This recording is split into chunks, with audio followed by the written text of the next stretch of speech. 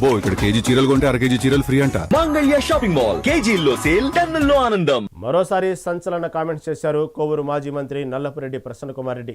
7వ తేదీ తన ఇంటిపైన దారుణమైన దాడి చేశారన్నారు. తన చేతికి వైద్యం చేయించుకునేందుకు తాను చెన్నై వెళ్లి తిరిగి వచ్చానని, ఈలోపు కొందరు కావాలని ప్రసన్న కుమార్ రెడ్డి పారిపోయాడని దుష్ప్రచారం చేశారన్నారు. తాను ఎక్కడికి పారిపోనని, తనది నల్లపురెడ్డి శ్రీనివాసరెడ్డి రక్తమని ఘాటుగా స్పందించారు. నిన్న నాకు చెయ్యి నొప్పుండి మద్రాసుకు వెళ్ళాను, ఎంజిఎం హాస్పిటల్కి వెళ్ళాను, మా డాక్టర్ గారికి చూపించుకున్నాను, మెడిసిన్స్ రాసి ఇచ్చారు, తెచ్చుకున్నాను. ఈ లోపల ఇక్కడ కొంతమంది భజన పరులు ప్రసన్న కుమార్ రెడ్డి కనపడడం లేదు, భయంతో దాక్కున్నాడు, ఇవన్నీ ఏదో ఏదో వాగుతున్నారంట. ఇది నల్లపురెడ్డి శ్రీనివాసరెడ్డి గారి బ్లడ్. ఇది భయపడేది మాలో లేనే లేదు, మా కుటుంబంలో లేనే లేదు. ఎంత దూరమైనా పోతాం, ఎంత ఫైట్ అయినా చేస్తాము.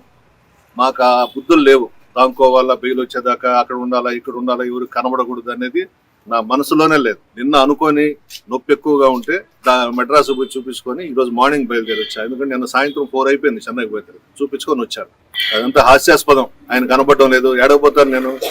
రండి, ఇప్పుడు వస్తారా, అరెస్ట్ చేస్తారా, తీసుకెళ్ళండి. నేనే పిలుస్తున్నా కదా పోలీస్ డిపార్ట్మెంట్ని, ఆమెని ఆ రాజమాతనే దగ్గర పెట్టుకొని రమ్మనండి, అరెస్ట్ చేసి తీసుకెళ్ళమనండి. నాకేం అభ్యంతరం ఉందా, జైల్లో పెట్టినా హ్యాపీగా ఉంటా.